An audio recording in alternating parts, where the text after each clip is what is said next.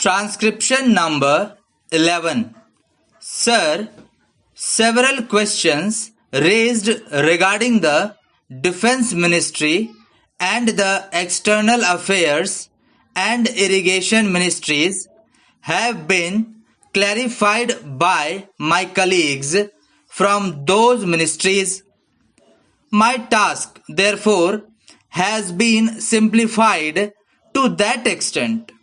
Before I go to the questions, financial and economic, raised by several honorable members, I should like to clarify one or 2 points which are more administrative than economic or financial.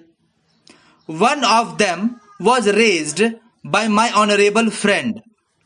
He raised the question about the recruitment by the Assistant Superintendent's Departmental Competitive Examination and particularly about the examination held in 2010.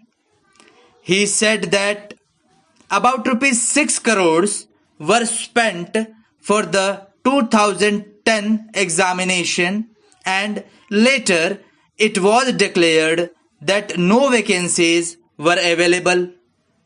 He therefore suggested that a definite procedure should be there and the examination should be held according to the vacancies declared in advance, and all persons who have qualified in that examination should be eligible for promotion or for appointment.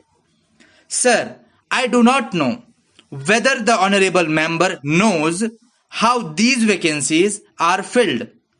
He probably refers to the section officer's grade in the Central Secretariat Service.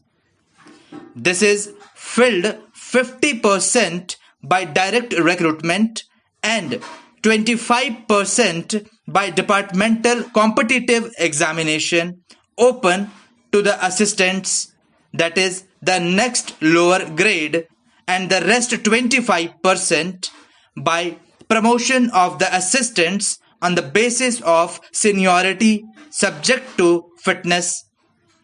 The examination, therefore, that he was referring to was a departmental competitive examination for filling 25% of the vacancies. It takes about 1 year for the Union Public Service Commission to declare the results of the examination from the time they take up the question of the examination. It is not therefore possible to declare the number of vacancies to be filled in from the very beginning. To declare them just when the results are out is more realistic, and that is what is done.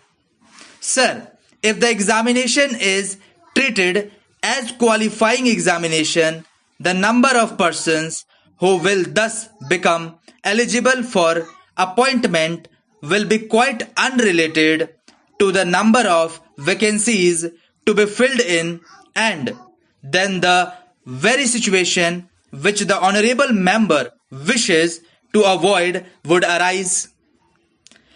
It would not then be possible to hold any of the examinations at regular intervals, and promotions against this quota would become very fitful.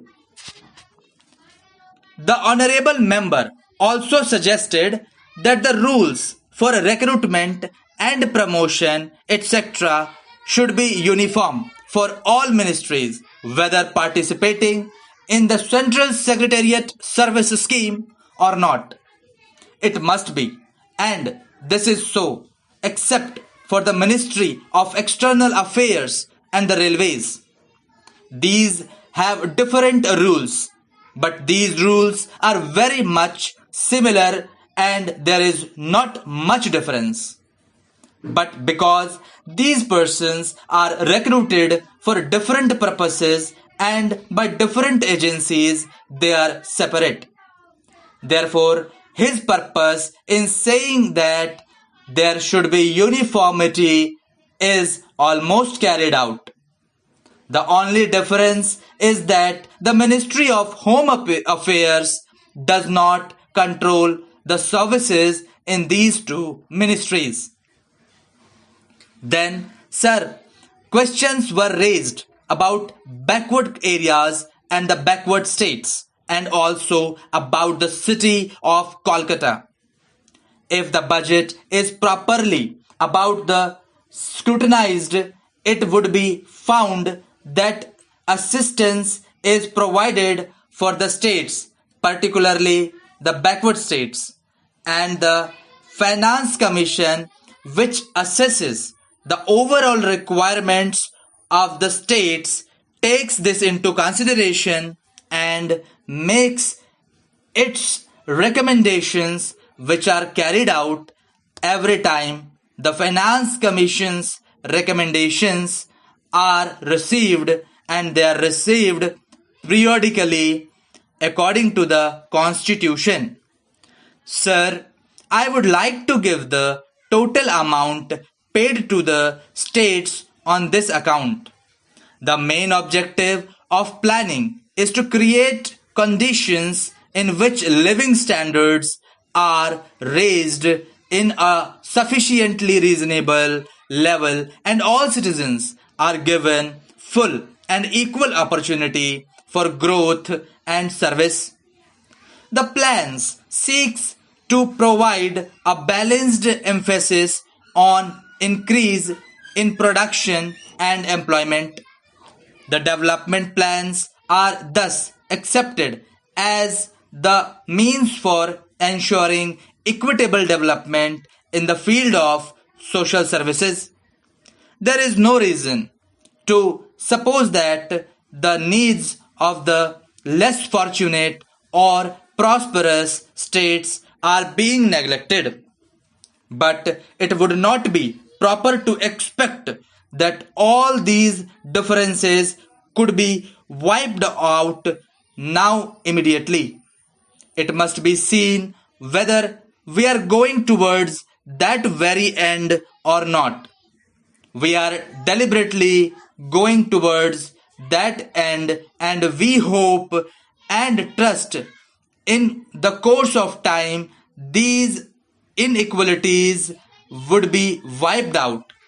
If not completely wiped out, at any rate they would be lessened.